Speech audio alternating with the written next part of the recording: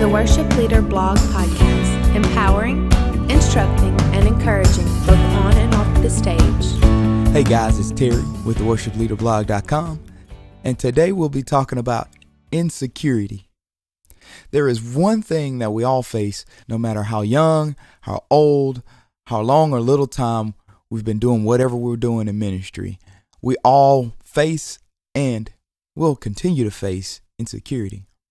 There's this author, his name is Salman Rushdie. Sorry if I mispronounce the name. But what he says is, there is no such thing as perfect security, only varying levels of insecurity. I think that is totally accurate. That is spot on. And I'll start this podcast off with a little transparency. I'll talk about my insecurities. Coming up as a worship leader, I've been doing it for some time now, and I noticed that as I grow, I don't lose my insecurities. They just change. As you grow in one area and you get more comfortable in one insecurity, then, at least for me, the insecurities change over to something else. And then you have that battle to deal with. It's an ongoing cycle. I think it's one of the things that's built in to our brains, that we're just insecure. And some people, they're totally confident and have no insecurities, but I do believe deep down inside everyone has them. So back to my story. I would start off, and as I first started out, it was all about the talent. Was I even talented enough to be up there singing? Was I a distraction? That was the first insecurity in worship leading for me. It was, okay, do you even have the goods to be up there, to be singing? And as I grew and I became better and I got more exposure and I became better in the actual mechanics of singing and of leading people and of saying this and that, then those insecurities, they kind of fizzled out. And then it began to be, well, will I mess up? And when I say mess up, I mean a train wreck. Everybody messes up, but I'm talking about blowing it, just completely ruining the moment. And everybody's going to have those moments. But that was my thing at that point in my life. I just did not want to have a train wreck. I was worried that I would completely miss the lyrics or not know the lyrics and the song's going and I wouldn't even start or just completely blowing it. And then as I got more exposure and things got better and I began to worry less about that kind of a thing, and that fizzled out. And my latest one has been doing too much and taking away from the moment, adding too much seasoning to the food, for lack of a better analogy, doing too much in self and taking away from God. That's been my latest insecurity. And I was maybe about 2 or 3 weeks ago, I was leading worship, and I was worried about that, and this has kind of held me back as a worship leader in putting my all into it, because I'd always kind of have that in the back of my mind. Well, if I put my all into it, will it be showy, quote unquote, or will it? Now I don't do anything crazy, but that's one of my insecurities. So what's maybe small is under a magnifying glass to me, and it seems very big. And I can see that looking in hindsight. I can actually see that, and I know that. But that was my thing, and I was worried about it, and I felt God kind of give me an impression. God kind of placed an impression upon me, and it was, as long as my heart is right and I'm following after Him, the people will perceive it that way, both spiritually and in performance. So what I feel God was saying was, just leave it up to Him. I do the best to my abilities, do what I can do the best that I can do it.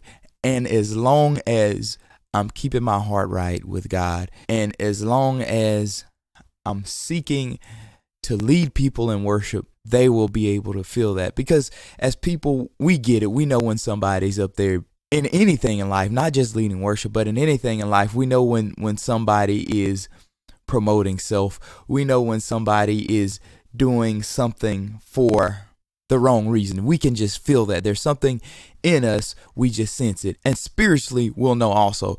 People pray and they read their Bible and they're in tune with God. So spiritually, if something's off, people will know it. So my job is to do the best to my ability, the best to my capabilities, and to keep my heart right with God, and also to keep focus on leading people or creating an environment where people can meet and touch God. And guess what? We are not the only ones with insecurities. If you look to the Bible, there's tons of them. You look at Moses. He was to be the spokesperson for a nation. He was the mouthpiece. He was God's spokesperson to Pharaoh. Well, he had a speech impediment. How can you be the person to vocally represent an entire nation and you have a speech impediment? Of course, tons of insecurities, I'm sure. And you look at David, he was called to lead a nation. He had never led anything before he led sheep, but outside of sheep, he had never led anything before in his life. He was the runt of the family. He was the one that nobody considered for any type of leadership at all. And that was his life up until that point, until he was called and he was anointed as king.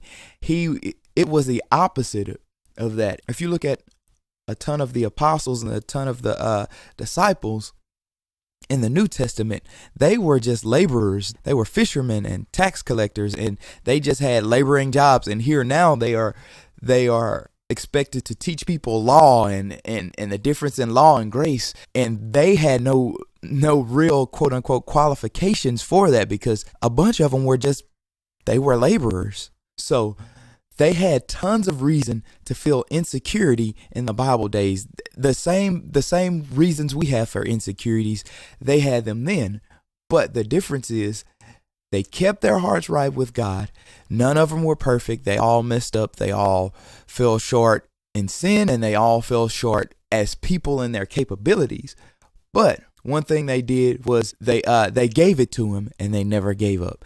They gave what they had to him, and they continued in the faith, and they let him use what they had. So this was a short podcast.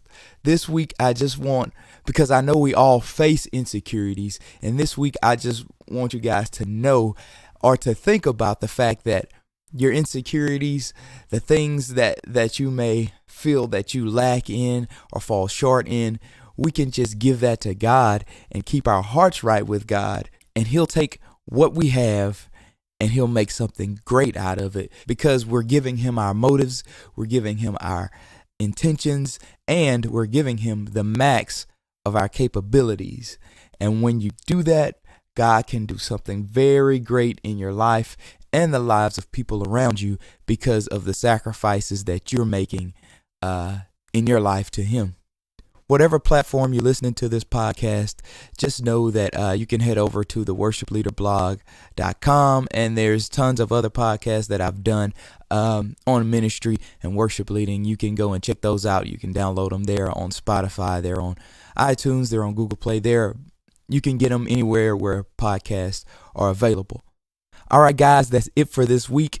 I'll see you guys next week with another one. And until then, signing off.